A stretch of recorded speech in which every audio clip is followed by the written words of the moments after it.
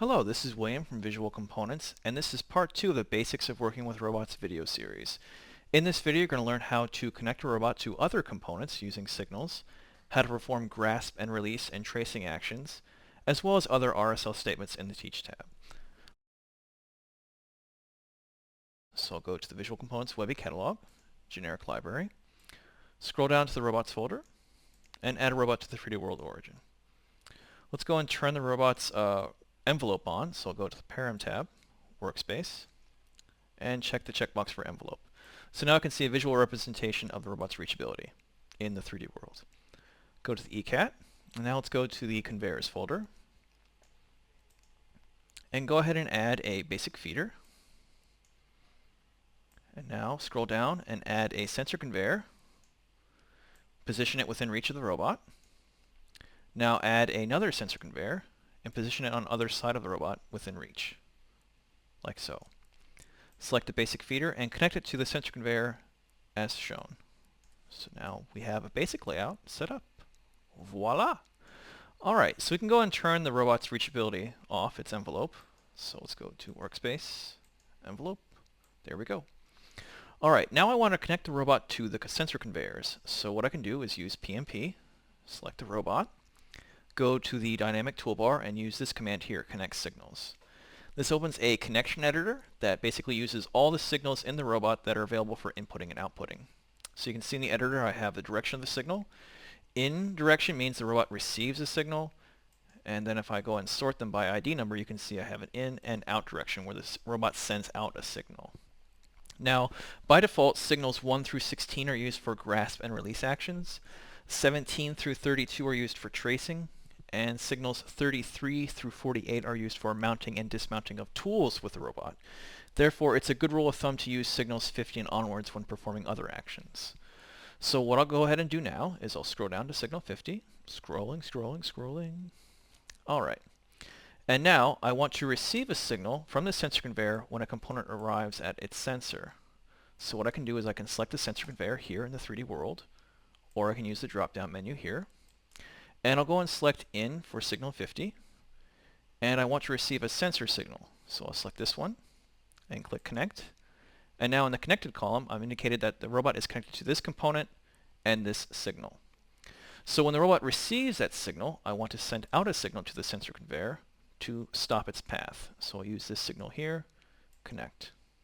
Alright, it's as easy as that. So how does this work? Well, make sure you remember these signal ID numbers. Close the editor, and now go to the Teach tab. So what I'll do is I'll create a wait for binary input statement in the robot's program. Notice I'm using the robot's main routine, and I'm going to wait for signal 50 to be true. Then I'm going to send out a signal using a set binary output statement, signal 50, to be false to stop the conveyor's path. Alright, so now let's go and see how this works. So I'm going to run the simulation. The component's created, and bam, the robot stops the conveyor's path, like so. Pretty neat. So now what if I want to grasp that component and move it over to this conveyor here? Well, we can do that. So I'll go and show you now. Select the robot and go to the Param tab and the signal actions, and click this button here, configure. So by default, the robots in the library have an action script. So that means that pre-made signals are already set up for you for grasp, release, tracing, and mounting. So you can notice signal 1, when it's true, it grasps. When it's false, it releases. Same thing applies to tracing, so signal 17. When it's true, it traces on. When it's false, it traces off. For signals 33, when it's true, it mounts. When it's false, it unmounts. Okay? So what I can do now is I'll go back to the Teach tab, and I'll go ahead and snap the robot to a position over here. So I'll use Translate Tool, snap positions here in the dynamic toolbar, sorry. I'll use snap on face centers and snap on orientation, because I want the robot to snap to the top of this cylinder here, like so. I'll create a grasp position. I'll lift up to be a retract or departure. Create a linear motion. Then I'll create a point-to-point motion statement, which will be the robot's approach point. So I'll move that to be at the beginning, its first position. So it goes there, grasps a component, and lifts it up. So let's go ahead and zoom out a bit. I'll reset, and now I'll run the simulation. Robot moves to the position. All right, but it didn't grasp. What I need to do is I'll go to position 1. I'll create a set binary output statement. I'll use signal 1 and for value of true to grasp. So now I reset. All right, there you go. So now the robot grasps. So what I want to do is I'll stop the simulation. I'll go over here to this sensor conveyor here. And what I'll do is I'll just jog the robot joints a bit.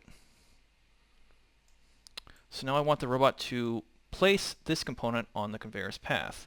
So what I'll do is I'll use translate tool, and I'll use translate along vector. So I'm going to go ahead and might be tricky to show, but I'll show you if I can.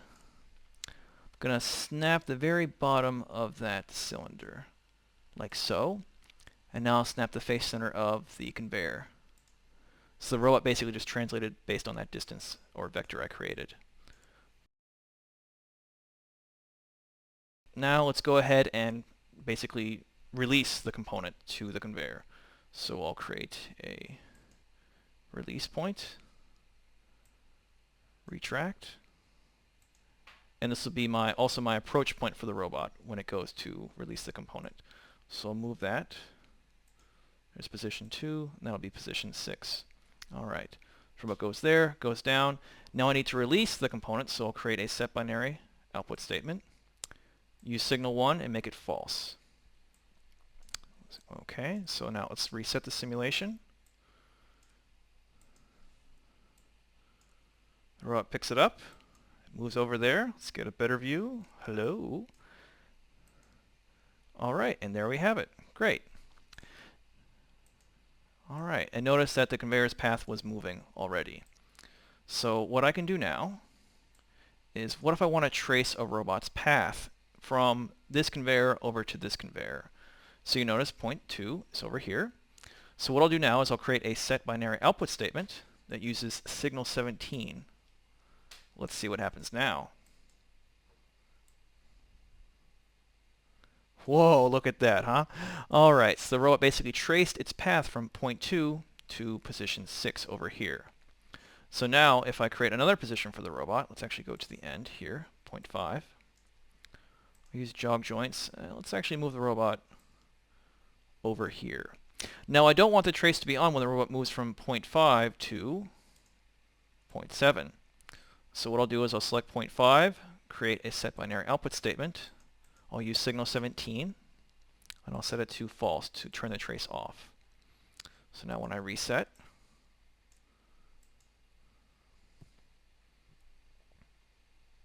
hey, all right, everything worked out. And now what I want to do is use the call a subroutine statement. So notice I'm working in the main routine. I can create another sequence, or I can simply copy it. So I'll copy, and I'll paste. So notice when I pasted the main routine, I get a copy of the main routine here, and I get all of its statements as well. So I actually can go back to the main routine and delete all those statements. And now I can use this routine in the main routine by creating a call a subroutine statement. And then I reference it like that. So when I run the simulation, hey, everything worked out. Now I'm going to show you how you can loop a robot's program. So what I could do, notice in the main routine, is I'm calling a subroutine. Now you can do this over and over again, but that can get a little tedious. So what you can do is you can select the robot, go to the param tab, go to its executor, and make sure you turn on its looping parameter here by checking its checkbox. So that way when you run the simulation, the robot's program will loop. Now notice when you are moving to this position over here in the robot, you never turn the conveyor's path back on. So what we can do is we can stop the simulation, go to the copy of main routine, go to the end, and we'll create a set binary output statement for signal 50 to turn the conveyor path back on. So now when I reset the simulation and I run it, notice the robot is now looping its program, like so. Pretty cool, huh? All right, solid gold. Now I'll go and show you how you can use some other RSL statements in the program. So I'll stop the simulation. I'll go and use a comment statement. So what I can do is I can position this here in the statement grid. So when a component arrives and the conveyor's path is stopped, I can write myself a little message saying, component has arrived, ready for pickup, like so. So now I'll go and clear my messages panel, move it up just a bit, reset, run the program. All right, notice I got my little message here. Yay! And I keep on getting the same message. All right. Now what I'll do is go ahead and create a halt statement, or delay statement, sorry. I'll create a delay. Move it to the end of the statement grid, and I'll create a delay from the robot looping its program. So I'll create a delay of 5 seconds. So I'll reset. Let's clear my message panel. Now notice the robot's initial state is kind of not what I want. So what I'll do is go to the Param tab, General, and I'll change its joint values. So 0, 0.